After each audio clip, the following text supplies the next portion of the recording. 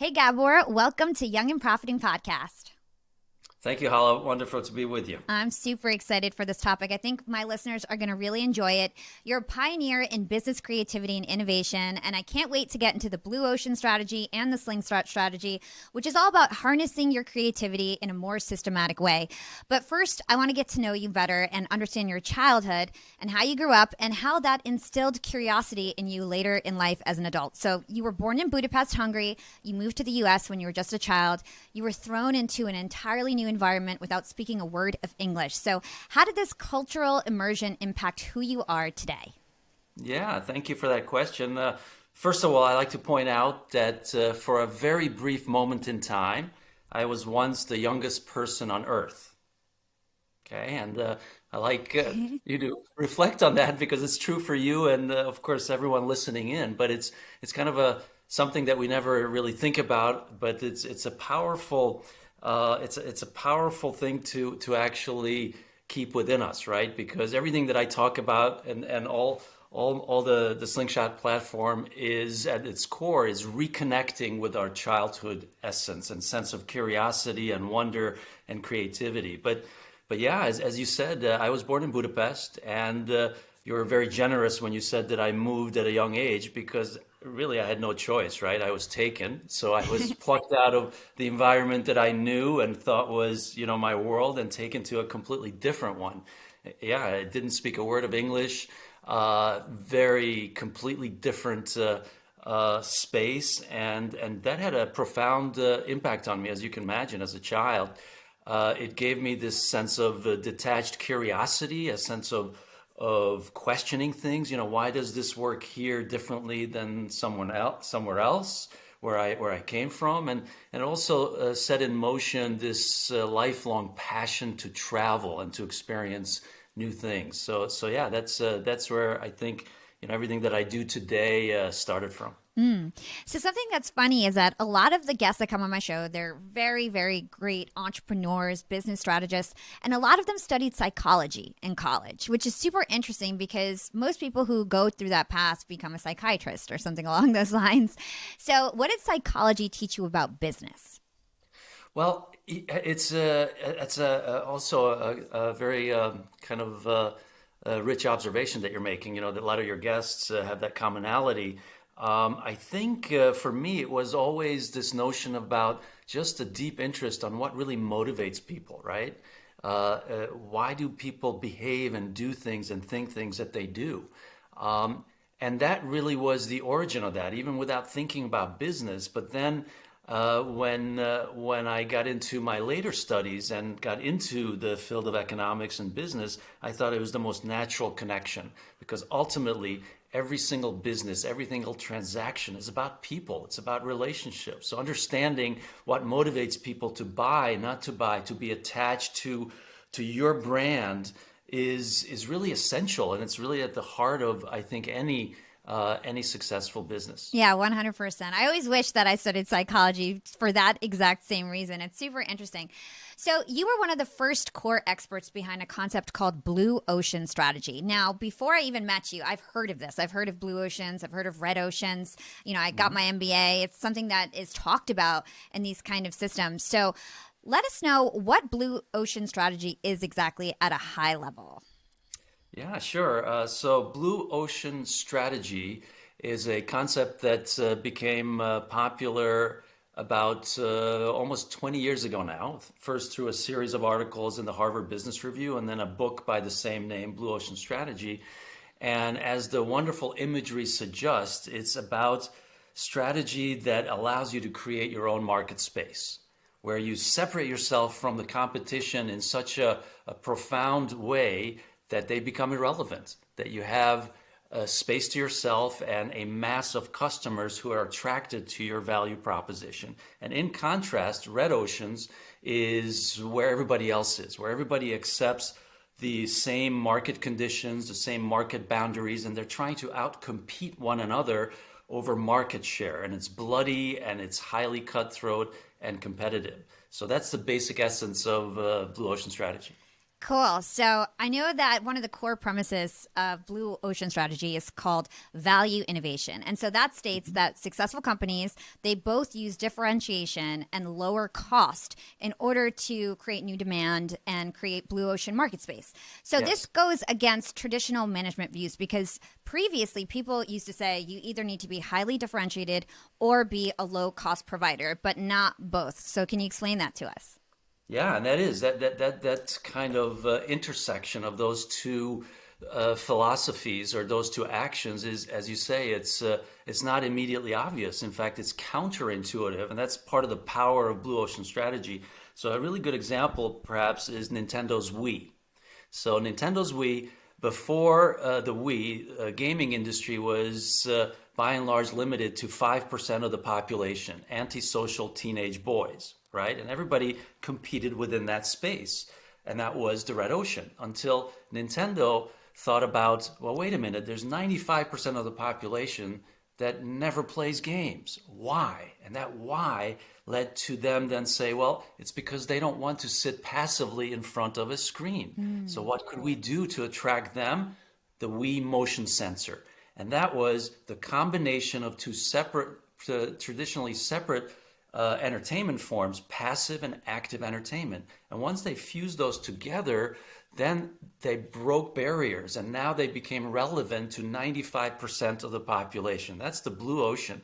And to answer your question, to see that duality, so they raised the value proposition, and that is supported by the fact that for years after the introduction of the Wii, the price on online and on Amazon was actually higher than if you could buy it new. There was so much extra demand, and it was lowering the actual cost because the Wii used off-the-shelf components. So they didn't use state-of-the-art technology, which their competitors, Sony and Microsoft, did at the time. They went the other way. They went very simple, and they made money on every one of their modules. So what they got right is the value part. That's the value innovation. And they understood what they could let go, what they could eliminate from cost, which was competing on technology. So that's the idea. That's super interesting. So this value innovation concept, it can happen at all spectrums. So what I'd love for you to illustrate is how some insignificant change can cause a huge impact in terms of sales and customer experience. Wow. So it's a really interesting question. So if you're talking about the kind of the amplifying impact of this, what I do is actually to get companies to really understand the power. Once you make that switch to start thinking this way, and then that opens up the floodgates to all kinds of blue oceans. So I will let me see, what example should I give you? Perhaps here's a simple one, right? I travel quite a lot.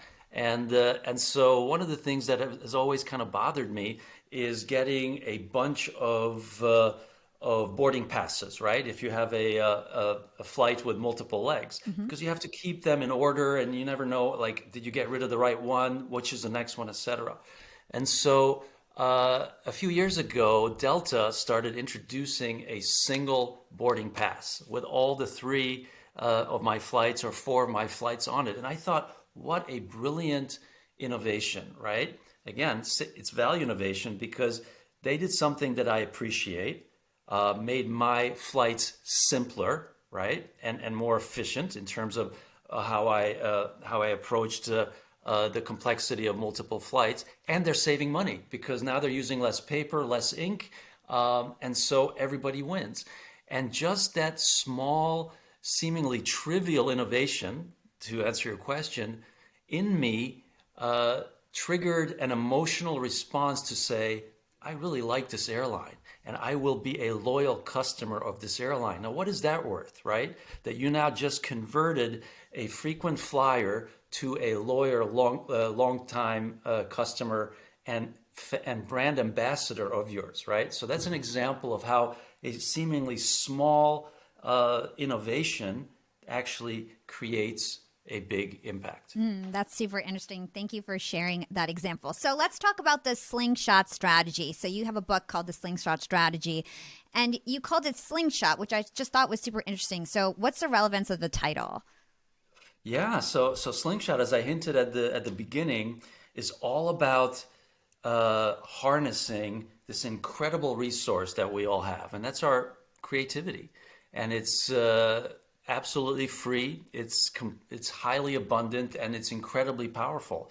And what happens that over time, as we age, as we become adults, we detach from our sense of childhood creativity more and more. And that's part of the educational issues and challenges and even employment that it's discouraged to use our creativity. Sir Ken Robinson, the great educational pioneer who sadly just passed away recently, said that in the traditional educational system, we get educated out of creativity, not into it, right? So with Slingshot, the whole symbol is this idea of reconnecting with what I think is our natural state, which is our sense of adventure and wonder and continuous exploration.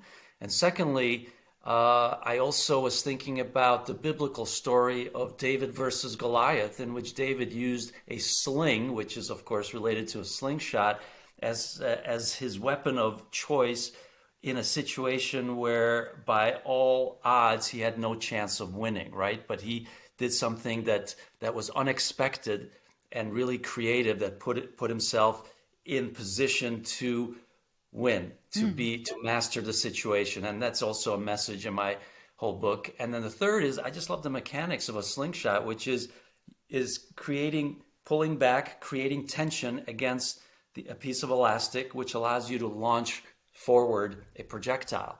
And for me, that's what we need to do mentally. We need to continuously push back against our self-imposed mental boundaries. And once we do that, we launch ourselves forward to new spaces of success and empowerment.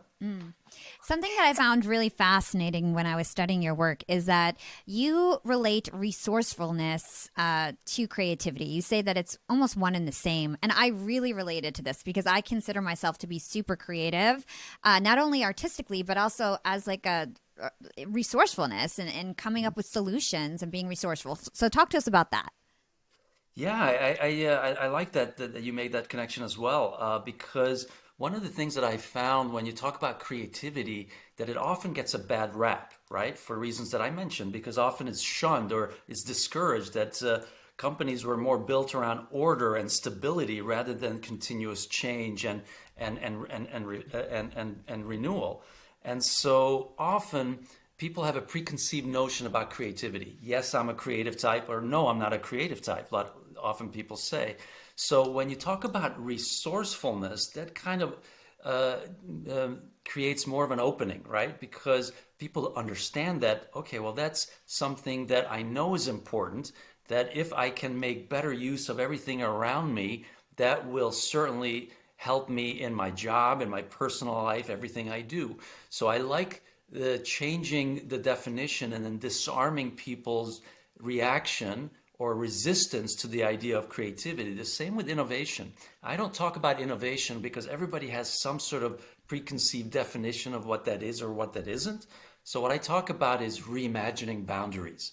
And when I tell people that all of us operate within certain self-imposed mental boundaries, and if you liberate those, you can step outside and into space that you didn't think was possible, then they start hearing me. So that's the same with resourcefulness. I think it's such a good way of getting around this resistance to creativity that people have. Yeah, I totally agree.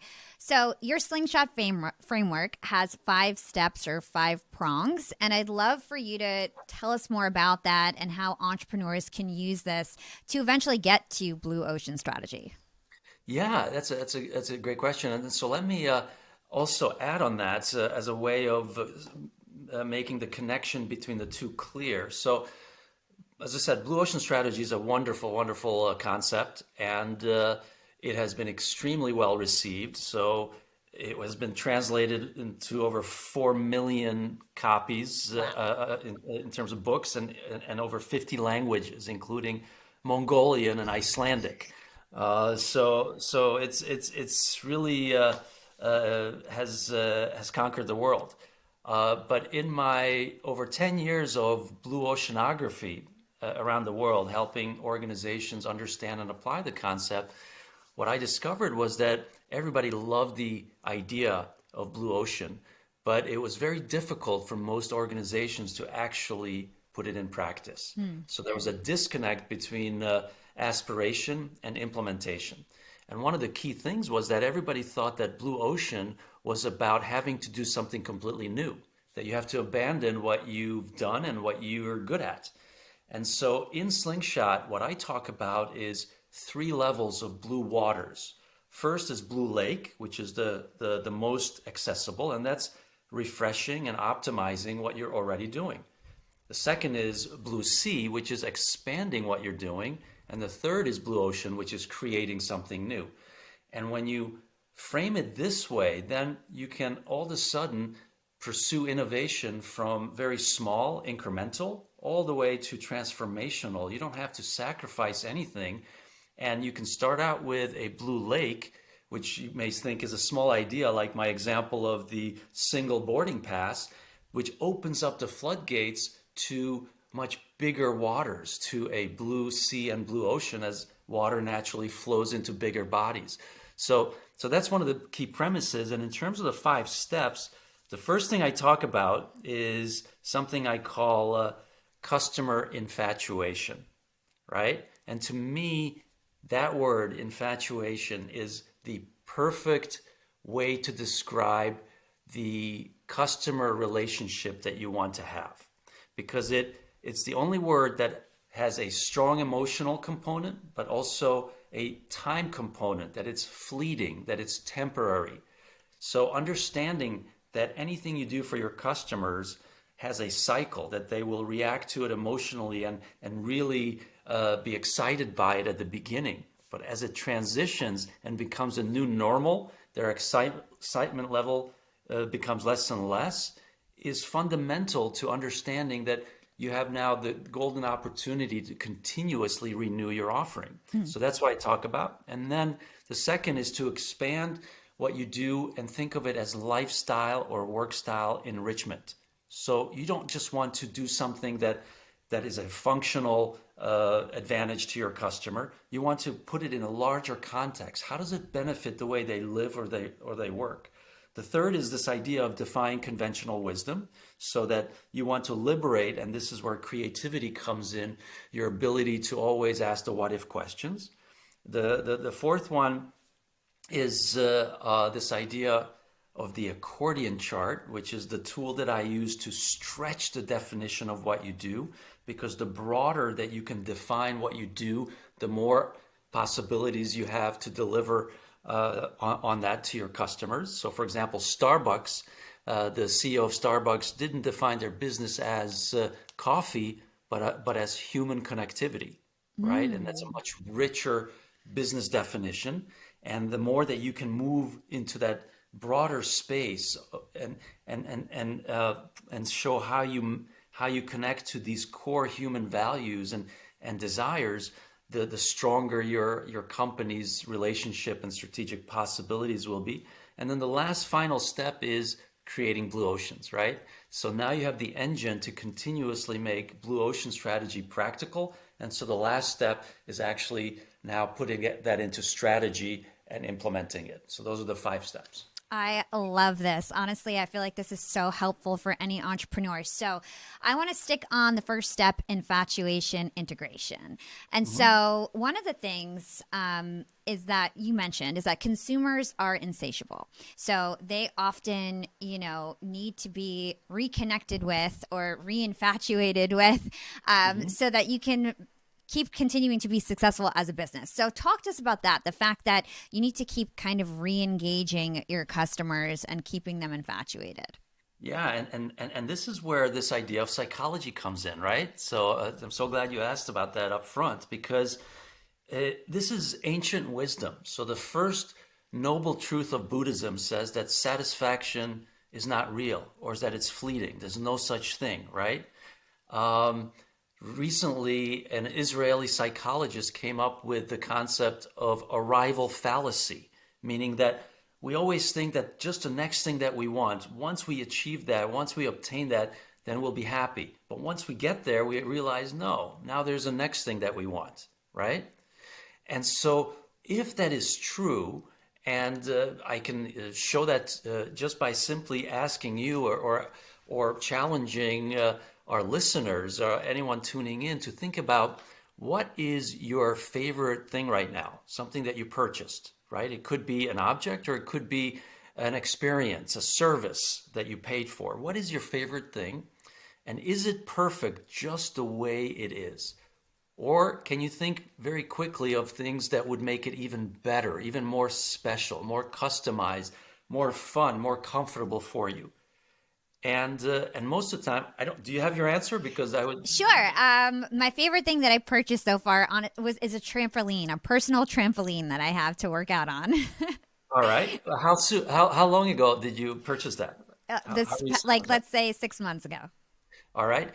Is it perfect as it is? Is there nothing that you would change on it at this time? It's pretty perfect. Ah, you see, there's a shadow of a doubt. You said pretty perfect. Is it absolutely, completely perfect? Is there nothing you would change? That's my question.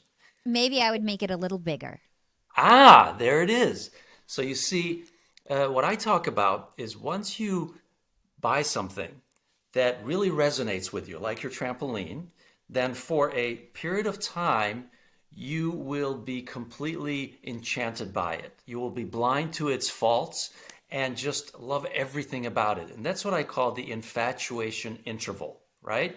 But as you start to use it and it becomes the standard, it becomes the normal, your excitement level becomes less and less. And that's when you start to notice what would you want it to be different about it, right? How could it be even better for you? And you just started to say something. Well, what if it was a little bit bigger, right? And as you transition in that cycle into what I call the entitlement period, your feeling becomes that this is, pretty good. This is what I already have, but this is what I wish I had, right? And some companies are really masters at actually creating that pull to tell you that you're now ready to get our newest product. A great example is Apple, right?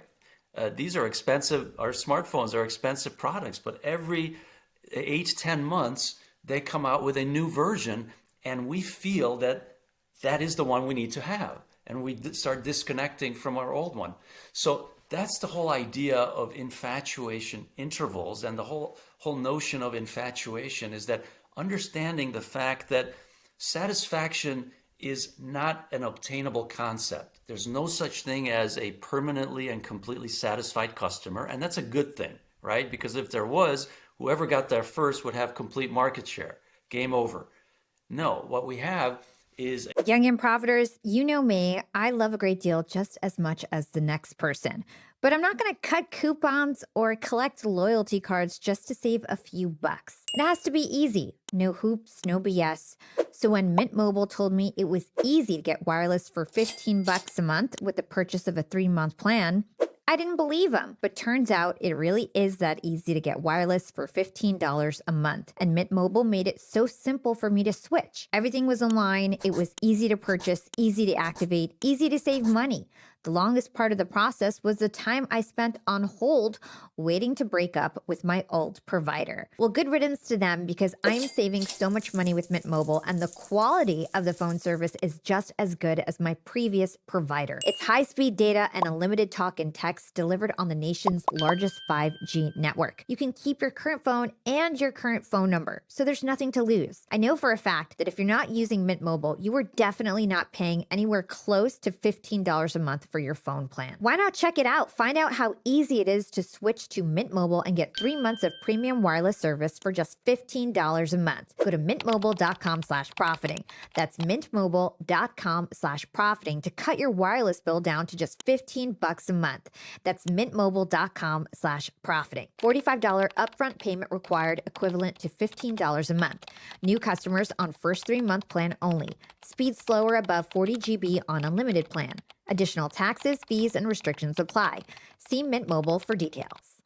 what we have is a delighted and even better, an infatuated customer who reacts really strongly and positively to what we do for them because it resonates, but understand that that will only last a fleeting cycle. And then they're ready to receive our next innovation so that we are in a continuous cycle of refreshing and innovating that relationship. And that's where creativity comes in as our fuel. Okay, so I want to really dig deep on this because I think this is super interesting. So entitlement period, like you said, that's when consumers, they start to take notice, they start to provide feedback about the things that bother them about the product. How can we actually use this customer feedback to fuel innovation? Yeah, I mean, it's really interesting because one of the key principles, of course, of the Slingshot framework is precisely this, that what you want to do is continuously turn customer pain points and transform them into points of infatuation, right? So it's not just removing something that bothers or frustrates our customer, that's a pain point, but to transform it into a point of delight and infatuation. It's incredibly powerful. So my example from before about the Wii, right? The major pain point of 95% of the population was that they didn't want to sit passively in front of a screen. Now, what did Nintendo's Wii do? It added and combined that experience with simulating sports, right? And that created delight, joy, and infatuation, right? People couldn't get enough. And every segment of the population, from nursing homes to college campuses to cruise ships, were playing Nintendo Wii games, right?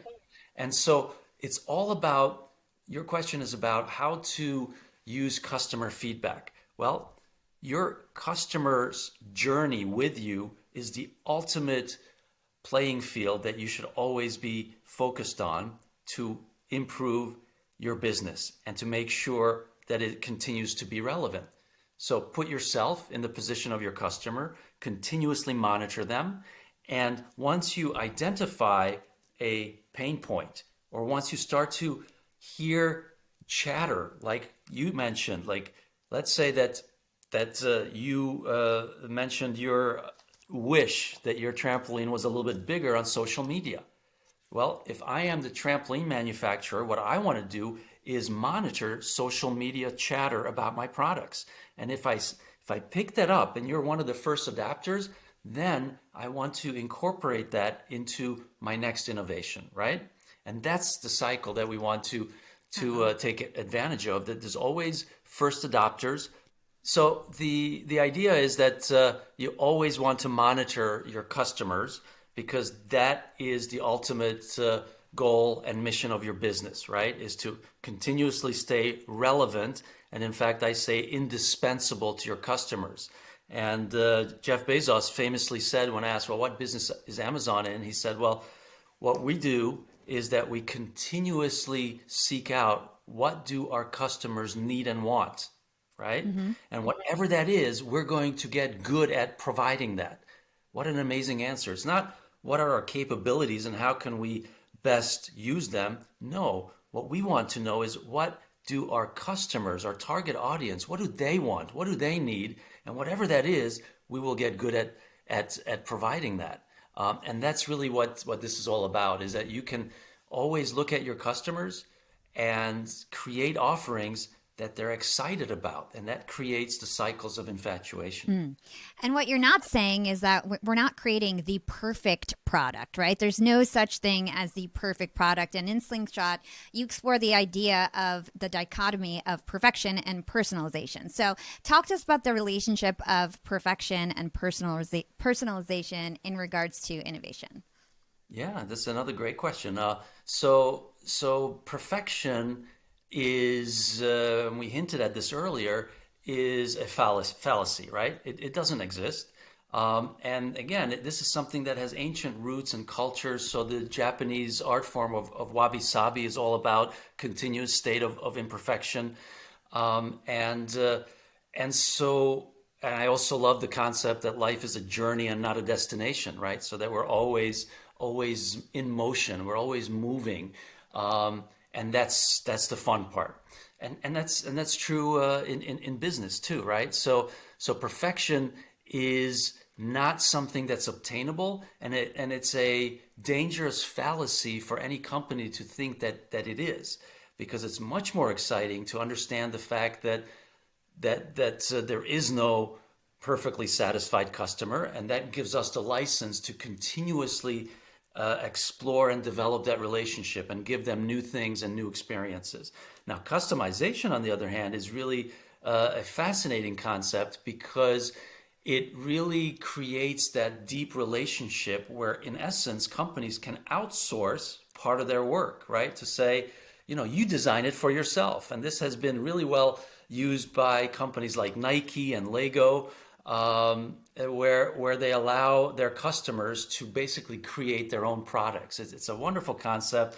And it was also something that was key with IKEA, which started the whole do-it-yourself furniture industry, right? What a brilliant concept in the 1950s. So a long time ago, they said, well, what is one of the big costs in our industry? Well, it's assembling furniture and then having to store and ship them in much larger containers. And I said, well, what if we eliminated that? And that's, again, value innovation, right? We're eliminating something, in this case, giving people furniture that's completely pre-assembled, but we packaged it differently. We say to our shoppers and consumers that we're empowering you to put it together yourself. Do it yourself. You're building your own house or putting together your perfect apartment. And it's the same idea of customization now becomes part of the deeper relationship, as well as a way to value innovate. And I think it also kind of relates to the customer feedback, because as you implement that feedback, you're personalizing that product for your consumers. Oh, absolutely. No doubt. And that's right. So the perception from a customer's viewpoint is exactly that, wow, this company is not looking at me as one in millions, but I am special, right? I am actually in a relationship with this company. I can design whatever I want and do exactly as I want on this product or a service. So it's very powerful. You're right. It's a really good lever for that.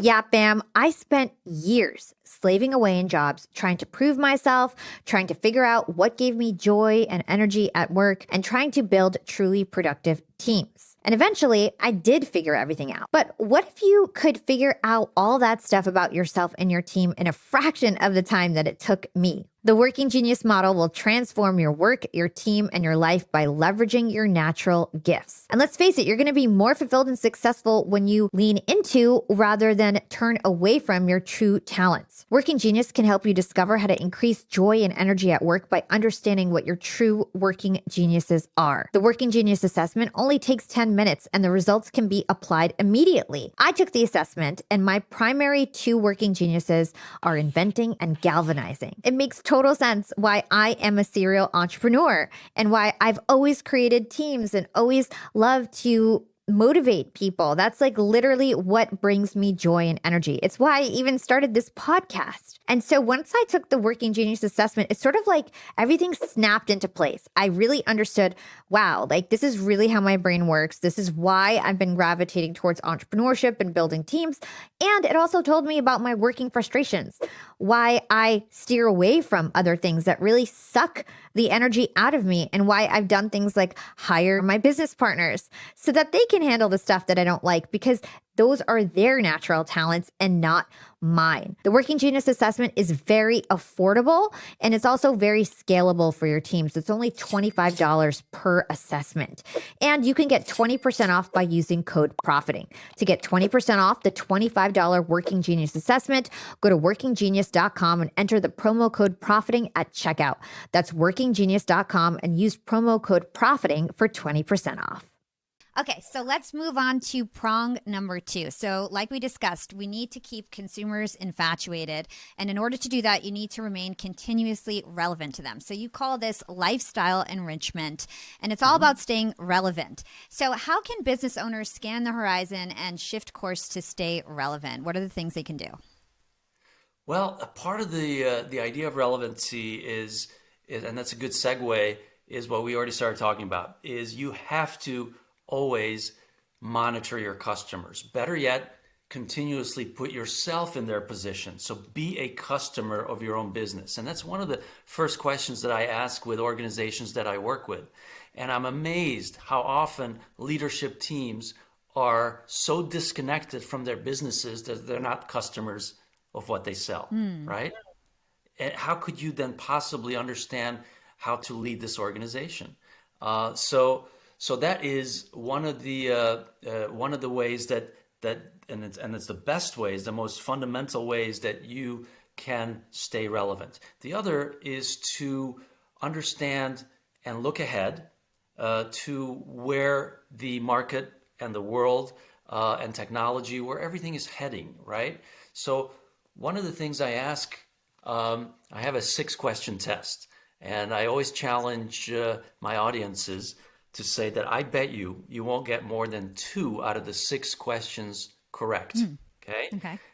From the perspective of really forward thinking, future shaping, strategic thinking. And invariably I win. And they're very basic questions. And one of them is, who are your most important competitors? Right? And most people will think about it and think and answer with their direct competitors. And what I say the correct answer is whatever is most in the hearts and the minds of your target audience, right? What are they thinking about? What are they obsessed with? Because that's where you want to play. So right now, in the wake of COVID, a lot of people, what they're obsessed with is work-life balance, safety, security, lifelong learning, a new world order, all these kind of things. And so it's a perfect time to ask that question. And in order to stay relevant, you want to provide that answer. You want to provide the solution to whatever they're most obsessed about. Because if you can do that, and you come to mind when they're thinking, well, lifelong learning, work-life balance, safety, and community harmony, all these things, and you come to their mind, that's a relationship. And then you're not only just relevant, but again, beyond that, you become indispensable to them, right? They can't live without you. And that's really where you want to be, is that indispensability. Yeah. So I'd love to understand what kids and their imagination can teach us about lifestyle enrichment. That's another beautiful question, because I had several occasions where I was with leadership teams of very successful companies, and I give them a creativity exercise. One that I do is called the Imagination Kit Challenge, and it's about a random collection of everyday objects, and the challenge is to create the most fun game that you can out of just these objects. And invariably, and these could be the most serious, older, very successful executives, invariably within seconds, everybody reverts to childhood playing and sense of discovery. It's a beautiful thing. But on several occasions, I invited children to be the judges, right? And so they become the ones that grade and rank the solutions that these very highly successful adults have come up with. So it's a complete role reversal. And what kids do is they have this wonderful disarming way of just cutting to the chase and asking the most disarming questions that you cannot hide behind, industry expertise or jargon. I don't understand why this is a good product. I don't understand why this would be fun, right? Or how would this really work? Any of these questions. And it's that sort of insight that if we can reconnect with that, and that's why I always encourage people who have children to interact with their children and learn from them, play with them, and have them ask questions about what you're doing as an adult, then you have this power of simplification and understanding things that we as adults often overcomplicate, and that's the power of that childhood sense of creativity and curiosity. I think this is a great segue to talk about the third prong, which is defying conventional wisdom. So what do you think are the most important things we need to know about that one? Well, it's with that is really this notion that we have this ability to always ask the what if questions. And by not doing that, by just simply accepting things as they are, we're doing ourselves a disservice because we're not utilizing this great resource and the quality and ability that we have. And we are not going to be able to fully take advantage of situations that life presents us, right? Because that ability is ours for the taking. Yeah, fam, I'm not a finance person. I'm a make money person. I love to innovate, create, and sell. I don't like to do the boring finance stuff. So I've offloaded all those responsibilities to my business partner. And so I basically handed a mess over to him. He inherited a lot of different apps, and he would always complain about all these disparate apps. And so we were looking for a more streamlined solution where all of our banking and bookkeeping would be in one place. And we found that with Found. Yes, it's called Found, which is very fitting. Found is a banking and bookkeeping app that is especially made for solopreneurs and entrepreneurs. It's made for us. And Found has amazing features. You can do everything from invoicing to bookkeeping to tax planning. One of my favorite features on Found is that it will actually automatically estimate the taxes that you owe and then set aside money for that. This is so important because oftentimes you spend your tax money unknowingly and then you're hit with a bill, and that ain't pretty. In addition to that cool feature, one of my other favorite features is the fact that you can create virtual cards and then set spending limits on them. Now we have virtual cards that we're able to give out to our employees. There's no way they can overspend. Found is super cost effective. There's no hidden charges and there's no minimum balances. Plus, it's everything in one app. So that in itself is a lot of cost savings. You can save hundreds or even thousands of dollars by switching everything to Found. If you want to try it for free, that's right. You can try it for free at found.com/profiting. That's FOUND.com/profiting, found.com/profiting to try Found for free. Found is a financial technology company, not a bank. Banking services are provided by Piermont Bank, member FDIC. Found's core features are free. They also offer an optional paid product, Found Plus. So the idea of defying conventional wisdom is really that reminder that why not take advantage of it? And there's a wonderful quote, one of my all-time favorites by Muhammad Ali, who had this fascination with the word impossible. Mm-hmm. And he said that impossible is just a big word thrown around by little people who'd rather live in a world that they have been given than to explore the power they have to change it. Impossible is not a fact. It's an opinion. It's a dare, right? And that's exactly the point, is that let's all take that dare. We have that choice. We either accept everything as they are and just say, I don't want to change anything, or to really harness the power we all have to make a difference, to be part of the future shapers, right? Mm-hmm. And that's the whole idea. Something really fun that I found in your book was a test that you call the opossum test. Can you talk to us about how an opossum represents the ideal business and how businesses can become more like possums or opossums?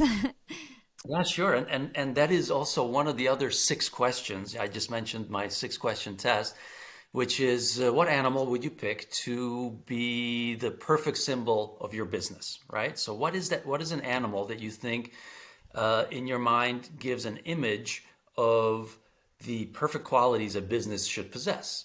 And a lot of people gravitate towards strong animals, like a lion or exactly, or an eagle, right? Why? Because immediately your knee-jerk response is that business is war, and therefore you want to be at the top of the food chain. It's the survival of the fittest. And to me, that's the fallacy. That's the trap, because business is not war. Business is about adaptability. It's about future shaping, developing relationships that are indispensable.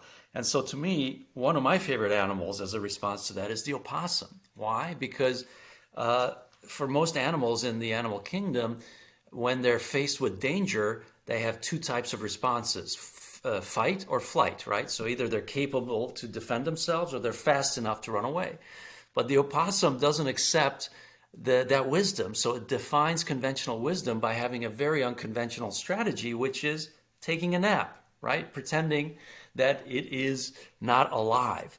And when the danger passes because the predator has no interest in eating a seemingly dead carcass, the opossum gets up and goes along its way. So the point is that it's defying conventional wisdom.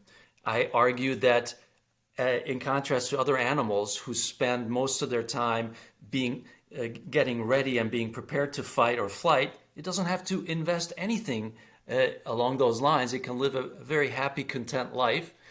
But then I also argue that this defense is only as good as other animals don't start to mimic it. Because if every prey starts to mysteriously drop dead in front of a predator, pretty soon they would start getting pretty suspicious, right?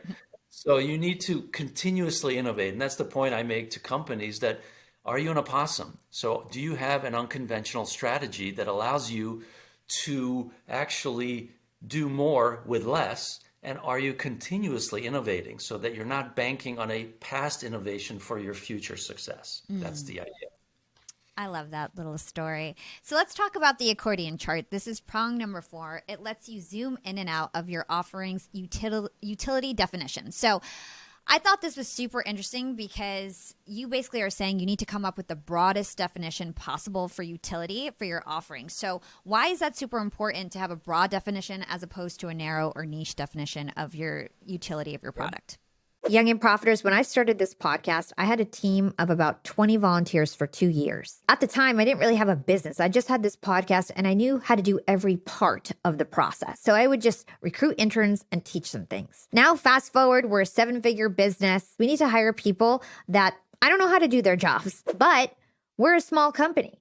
And so I don't have an HR team. I don't have recruiters that work for me. And we needed secret sauce to get our A players in the door. And that secret sauce is Indeed. Indeed is the world's best matching and hiring platform where you can find, vet, and lock in the best talent all in one place. You no longer need to bounce from job site to job site. Let Indeed do all the heavy lifting for you.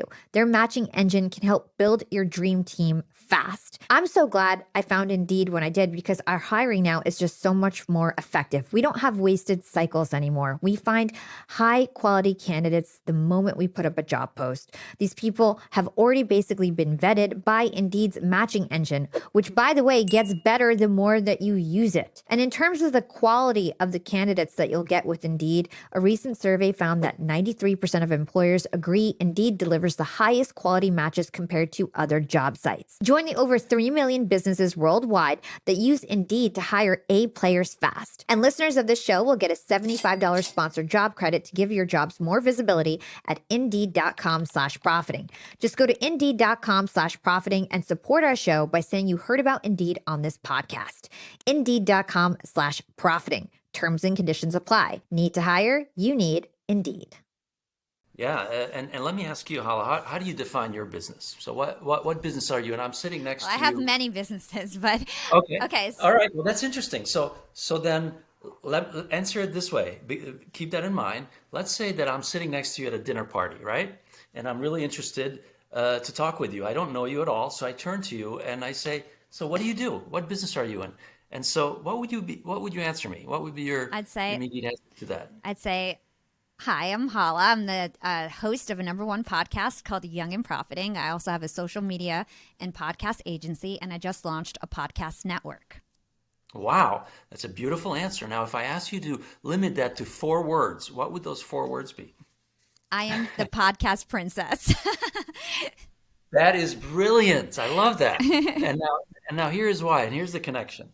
So the accordion chart, and that's why I named it that, because yeah, it's like an accordion.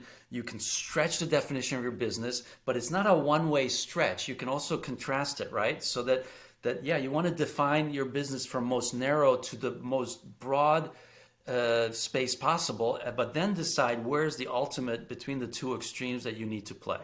I already mentioned Starbucks, that it's not in the coffee business, it's in the business of human connectivity. Nintendo, we talked about, it's a gaming company. They define their business as we make people smile. 4 words, right?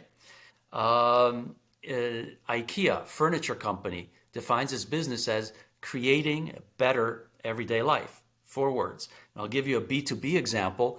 Sabic, which is a very large Middle Eastern chemical company, they define their business as chemistry that matters. Just 3 words, right? And so here's the reason why this is absolutely critical. If you define your business very narrowly, and most companies do, that I am in the business of providing a service or a product, then your entire focus and strategy and all your future possibilities are limited to that space. And that's usually a red ocean. When you open that up and you ask the question, ultimately, what value do I bring to my target audience, right? To make myself relevant and indispensable. Who doesn't want to smile, right? Who doesn't want human connectivity, right? Who doesn't want a princess talking to them through a podcast, right? That's where you get really close and into this ongoing relationship with your target audience. It's an incredibly powerful switch, and I can tell you it's the most difficult of all the Slingshot framework components. It's the most mind-opening and challenging of everything that I do with my partner companies, because people are just not used to thinking this way. But when they do, it opens up all kinds of incredible possibilities. Yeah, I'm going to do an offsite with my executive students, and I think we're going to use this framework and go through this accordion chart and really try to think of, our blue ocean strategy as a company. So I'm super excited for that. Yeah, and absolutely, and let me tell you what my perfect answer is, right? And it has to do with, it's based on a quote by a former Army psychologist called Dave Grossman, who said that the human equation is to multiply joy and divide pain. Joy shared is joy multiplied. Pain shared is pain divided, right? It's a beautiful statement. But based on that, what I say is that, and I challenge every company, every organization, and take this to your offsite, to say that ultimately you should think of yourself as being in the business of multiplying joy and dividing pain for your target audience. 4 words: multiply joy, divide pain, because that's what people ultimately want in life. Hey, App Fam. Launching my LinkedIn Secrets Masterclass was one of the best decisions that I've ever made for my business. And I didn't have to figure out all the nuts and bolts of creating a website for my course. I needed a lot of different features. I needed a monthly subscription option. I needed chat capabilities in case anybody had questions while they were trying to make their purchase decision. I needed promo code discounts. I needed a laundry list of features to enable what I was envisioning with my course. But here's the thing. All I had to do was literally lift a finger to get it all done. And that's because I used Shopify.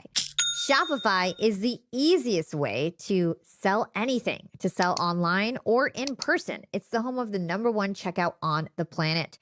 And Shopify's not so secret is Shop Pay, which boosts conversions up to 50%. That means way fewer carts get abandoned and way more sales get done. If you're into growing your business, your commerce platform better be ready to sell wherever your customers are scrolling and strolling, on the web, in your store, in the feed, and everywhere in between. Put simply, businesses that sell more sell with Shopify. Upgrade your business and get the same checkout we use at Yap Media with Shopify. Sign up for your $1 per month trial period at shopify.com/profiting, and that's all lowercase. Go to shopify.com/profiting to upgrade your selling today. Shopify.com/profiting. And if you can make them think that that's what you do for them, that's a relationship for life. And if you can't justify that you're multiplying their joy, minimizing their pain, and you're sharing in that journey, like through your podcast, it's a perfect way to actually deliver on this, then you're going to have difficulty staying relevant and even more to be indispensable. So there's my perfect answer. That's beautiful. I love that. So we have just about 10 minutes left. I do want you to just quickly let us know in the Slingshot book, what kind of questions are we going to ask ourselves as we go through this accordion chart process? Like, what are the questions and things that you ask people to do in that book? What can they expect? Yeah, and so let me also say that, because I think this is a very fair question for anybody to ask, is, I talk a big game. Am I also a player, right? Do I practice what I preach? And to me, that has always been super important. So everything that I do is, as you said, it started from my childhood. So I not only firmly believe everything, but I practice it. So with my book, Slingshot, how did I reimagine a business book or a leadership book? Well, first of all, it's all illustrated by children. Secondly, it has original music, so that every single chapter has its own, I think, really wonderful music done by a very talented European electro band, right? So you can immerse yourself in the experience. You can listen as you read. And thirdly, I purposely made the book only privately available. So I was not obsessed with book sales or being on the top list, but rather to use my book as a exclusive resource for the audiences that I work with. And I'll make the book available to your audiences. Happy to do that. But so the questions that I'm asking and people will ask themselves are kind of based on what we already kind of revealed. Like, in what way can you prove that you were once a child? What evidence do you have that you were once a child? That's one question that I pose. In what way do you stretch the definition of your business well beyond the industry that you actually play in? How do you defy conventional wisdom, or what is your favorite example of defying conventional wisdom from business or from your private life? Or are you a customer of your own business, right? All these things are, and the whole book is written in a way that it's very playful and very interactive, as are all my sessions. So it's really all about this sort of continuous joint journey and self-exploration as you go through the whole content. Amazing. Okay, so this brings us to the fifth and last prong of your framework, the Slingshot framework, which is blue ocean strategy. So you already told us about the 3 levels of blue waters. Something I want you to expand upon is the concept of red ocean. So that's the antithesis of blue ocean. Yeah, so red ocean is exactly as you said. So red ocean is that space which you don't want to be in, right? Which is about price-based commodity-like competition, where everybody accepts the same boundaries, the same definitions of customers or market space of products, and you're just trying to outcompete one another. A wonderful example is that there is a town in England where there was a 1 pound store, right? Like in the US, we have the dollar stores, right? So everything in that store was 1 English pound. And it was in the center of this town. One day across the street, a new store opened up. And the name of that store was 99p, 99 pence. So same as a 99-cent store in the US. So 1 cent, 1 penny less. Within 3 months, the 1 pound store went out of business, right? Because everybody went across the street and there was no other factor of competition, pure price. And that's the definition of a red ocean, where there is really no differentiation, and it's a very dangerous space to be in for the reason that this little story or example just demonstrated.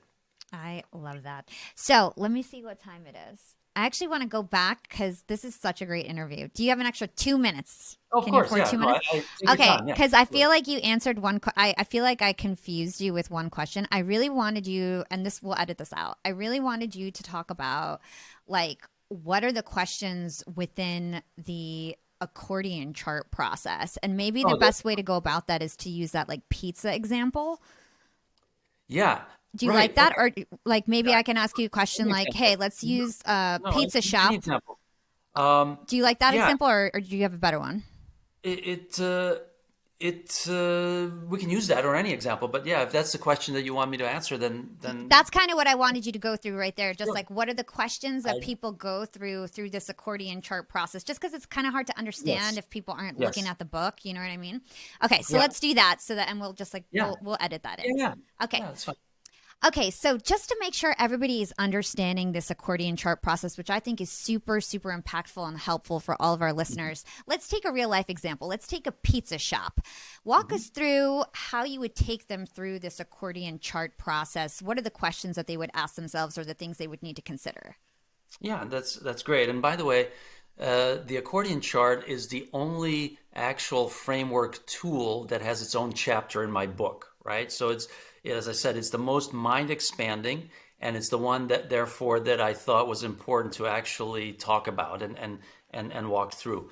But the basic idea, let's take a pizza shop, is to first ask the question, what is the most narrow definition of your business? And you may say, well, we are a local or regionally branded pizza restaurant chain. Okay. Who are the players in that space? How big is your market share? How fast is it growing? Right. And most companies would know that right away because that's their focus, the narrow space that they play in. Then comes the disarming question, what is one larger definition of your space? And that may be, well, not just locally branded fast food pizza, but all branded fast food pizza, right? So that's not just regional, but national. So now you're Pizza Hut, Hungry Howie, everybody else comes in. Well, what is your market share in that space? And who are the key competitors? And immediately you might have been the major player in the locally branded space, but now you're just a minor player in a larger space. And then we keep going. What is one larger definition? And you might say, well, just branded fast food. So it's no longer just about pizza. Now you can have, chicken, healthy choices, burger, everything else. Then the question is, what is beyond that?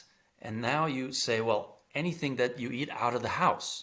Okay, so with every new level, we get further and further away from your core business.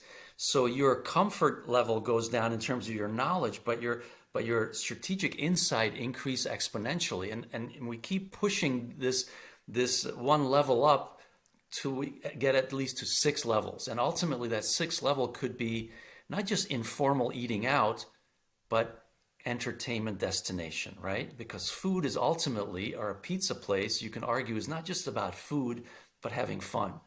And now you see that entire map from most narrow to most broad, and every type of company that you possibly could be competing against or could borrow some of their best attributes to put into your business. So it becomes this incredibly powerful one-page visual exploration of strategic possibilities across this large space that you or most people have never even kind of considered. And that is what you call the blue ocean market, correct? Right. The further you go to the broader extreme, the bluer it is, or bigger the blue. So I call the start, the narrow part. That's where you might find blue lakes, right? Mm-hmm. Just optimizing what you're doing. As you start expanding, you're getting into broader space. The next up is blue sea, right? Because now you're expanding what you're doing, and then the further you get to the other end, that's when you get into the blue ocean. That's right. Amazing. Cool. So for all my editors who are editing this right now, go to the red ocean question now. Okay, cool. So Gabor, this was such an amazing conversation. I always end my interviews with the same 2 questions, and then we do some fun stuff at the end of the year with them. So the first one is, what is one actionable thing my young and profiters can do today to be more profitable tomorrow? Okay. Oh, are you going to tell me the other question, or I Answer should this answer one, this and then one I'll do, first? yes, answer this one. The thing that I would say is that to realize that this is a really singular moment in time, right? Where the entire world as we knew it 2 years ago no longer exists. So all of us have that choice to take and seize the power that we have to be one of the future shapers or to wait for others to do it for us. And as Paul Romer, who's a Nobel Prize winning economist, said, a crisis is a terrible thing to waste. So what I would encourage all your fans and listeners is to seize the moment and don't waste this crisis. Put yourself in position to be one of the future shapers. I love that. And what is your secret to profiting in life? And so this can be profiting financially, professionally, personally.